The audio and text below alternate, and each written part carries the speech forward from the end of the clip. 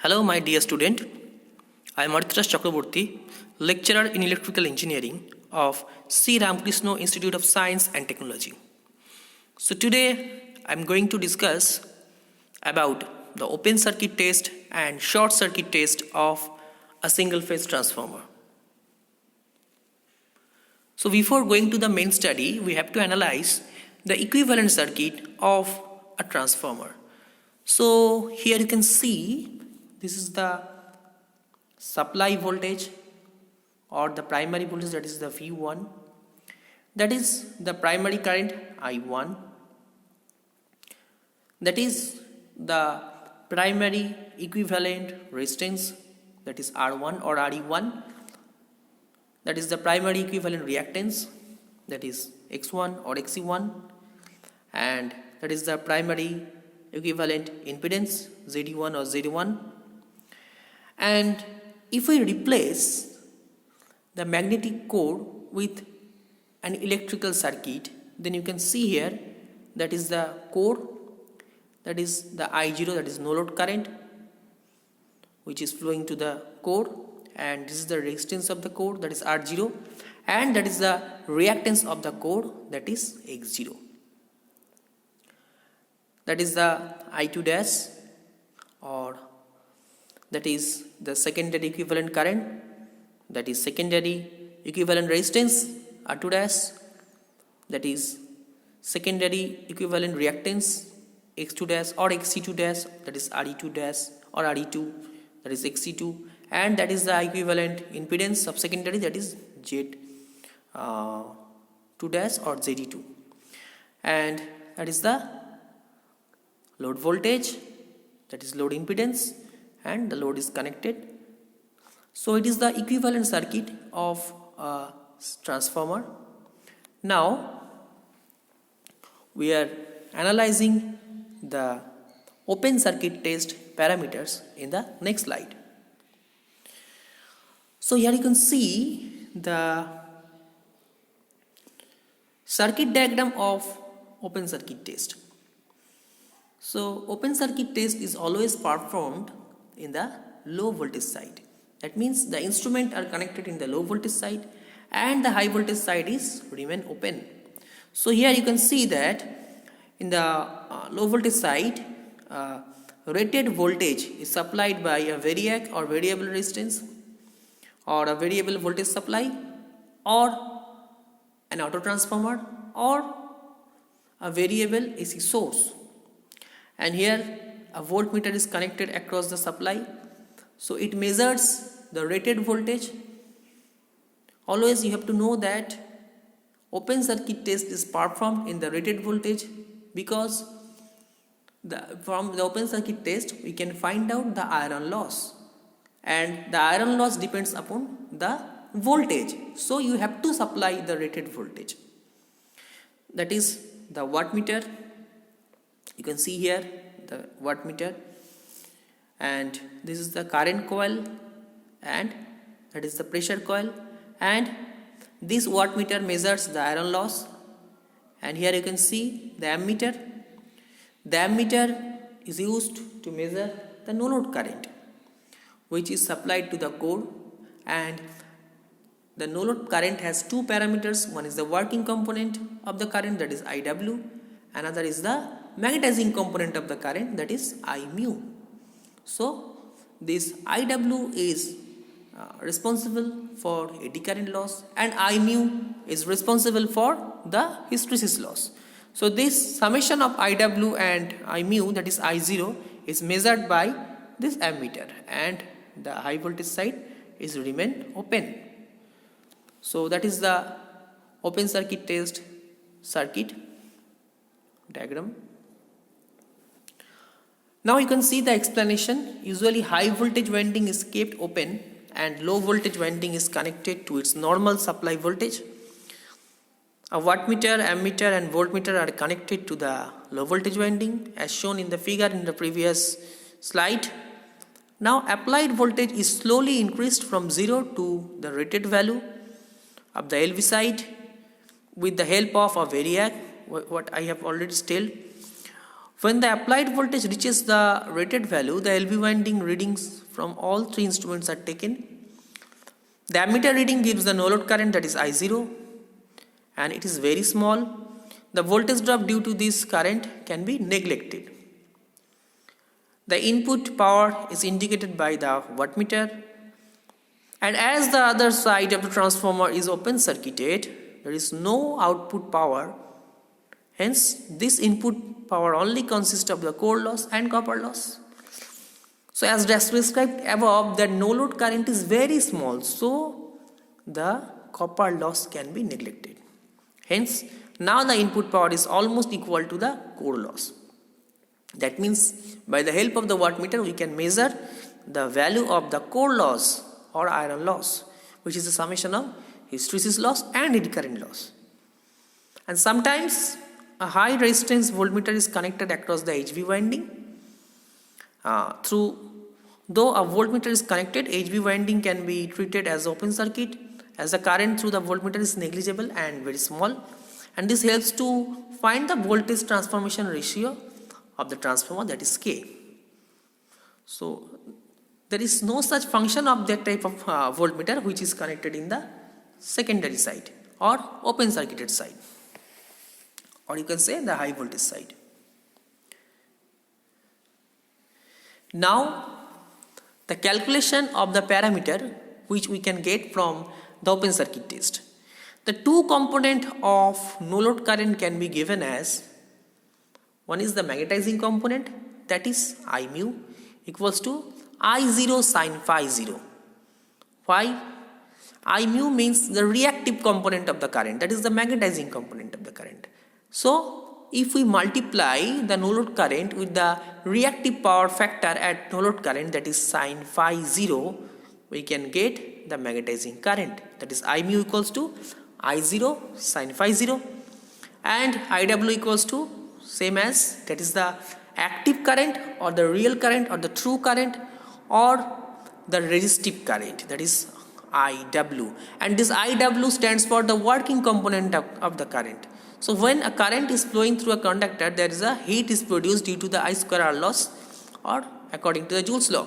So when a work done is occurred, there also heat is produced, so that current is known as working component of the current, that is IW equals to the no load current into the no load power factor, that is I0 cos phi 0. So cos phi 0 equals to no load power factor. So how can I get the cos phi 0? From the wattmeter we can get the value of the power drop in the circuit, that is the iron loss, that is W. If we divided V1 into I0, that is the supply voltage, into the no load current, we know that power equals to, or active power equals to VI cos phi. So here the V is the supply voltage, that is V1, I, that means the no load current, that is I0. So if we divided V1 into I0 from W, we can get the value of the cos phi or power factor. From this, the shunt parameter of the equivalent circuit of the transformer X0 and R0 can be calculated. So R0 means the resistance of the core. So R0 means V1 by IW, because the IW current is flowing through the R0 resistance, or this IW current is responsible for the eddy current loss, and R0 resistance is also responsible for eddy current loss, and the reactance of the core, that is X0, is responsible for the hysteresis loss, and I mu is also responsible for the hysteresis loss. So X0 equals to V1 by I mu, and R0 equals to the resistance equals to V1 by IW. So the value of the reactance of the core is achieved from this open circuit test, and as well as the value of the resistance of the core can be also achieved from the open circuit test. So this value was referring to LV side of the transformer. Hence it is seen that open circuit test gives the core loss of the transformer and shunt parameters of the equivalent circuit. So that's all about open circuit test. So now the next slide is the short circuit test. So the short circuit test means from this test we can get the value of the copper loss. So how can we get that? Here you can see the circuit diagram of the short circuit test. In the short circuit test, all instruments are connected in the high voltage side, and the low voltage side is short circuited by the help of an ammeter, or it is not necessary to connect an ammeter, but you can also connect an ammeter through this short circuit part of the LV winding. But the value of this ammeter reading is not taken account. So at first you have to know the circuit diagram. Here you can see the variable voltage source, and this ammeter measures the short circuit current. This wattmeter measures the total copper loss, and the supply voltage that is measured the supply voltage. Okay. So in case of short circuit test, we have to supply a reduced voltage, or you have to supply voltage which is 5 to 10% of the rated voltage. Why? So then in the next slide we can discuss the explanation. So the test is conducted on the high voltage side of the transformer, where the low voltage side of the transformer is short circuited. And a wattmeter is connected to the primary, and ammeter is connected in series with the primary winding. A voltmeter is optional since the applied voltage is the same as the voltmeter reading. The LV side of the transformer is short circuited. Now, with the help of the variac, applied voltage is slowly increased until the ammeter gives the reading equal to the rated current of the HV side. So when the rated value of HV side, or rated value of the current of HV side is achieved, we have to stop the voltage level, or that means when there is a short circuit is occurred, so in very low value of voltage we can achieve the rated current. After reaching at rated current of HV side, all three instruments readings, voltmeter, ammeter and wattmeter readings are recorded. So this type of short circuit test, in case of short circuit test, we have to perform this test in rated current. In case of open circuit test, it is performed in rated voltage, and the short circuit test is performed in rated current. The ammeter readings gives the primary equivalent of the full load current, that is IL, as the voltage applied for full load current in short circuit test on transformer is quite small compared to the rated primary voltage of the transformer, which I have already discussed. And the iron losses transformer can be neglected here because the supply voltage is very small. It is 5 to 10% of the rated supply voltage. So reading of the ammeter, voltmeter and wattmeter are noted.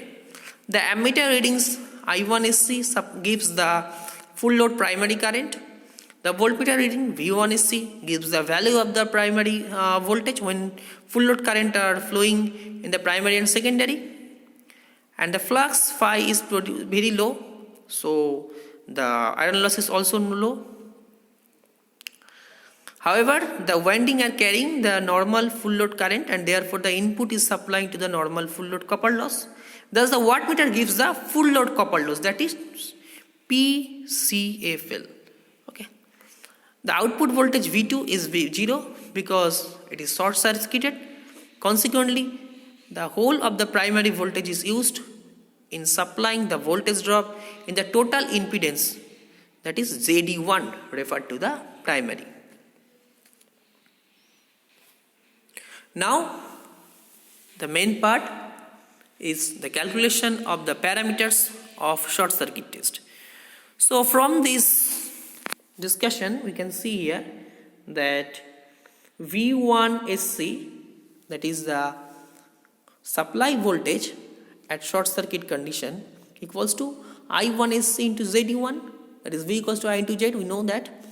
So if cos phi SC, that is power factor at short circuited condition, if we consider that, then the copper loss equals to, we can write here V1SC into I1SC into cos phi SC.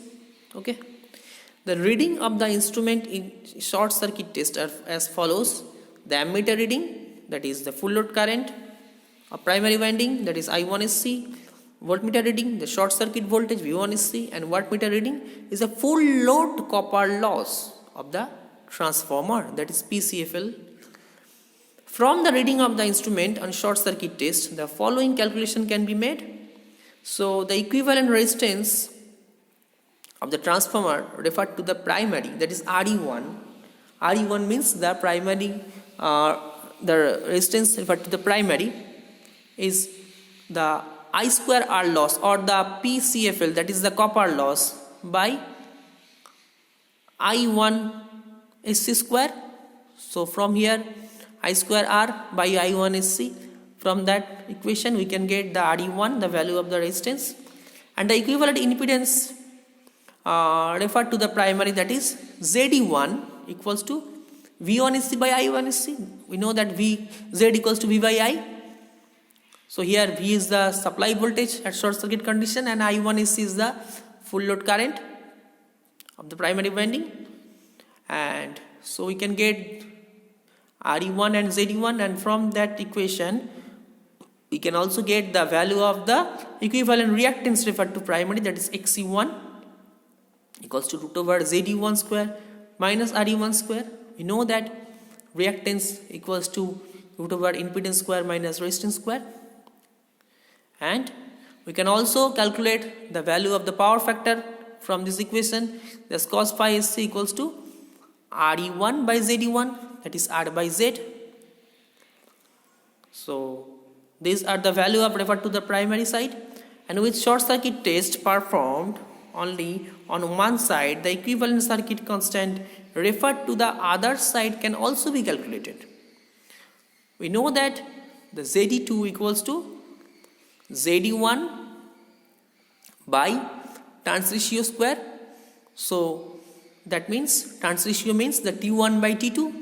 So ZD2 equals to ZD1 into T2 by T1 square, okay, equals to ZD1 by A square, that is the impedance, and resistance is same as RE1 into T2 by T1 square, that is RE1 by A square, and XC2 equals to XC1 into T2 by T1 square, that is XC2 by A square.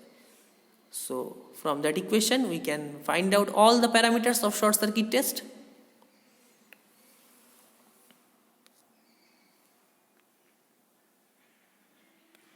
Okay, that's all. Thank you.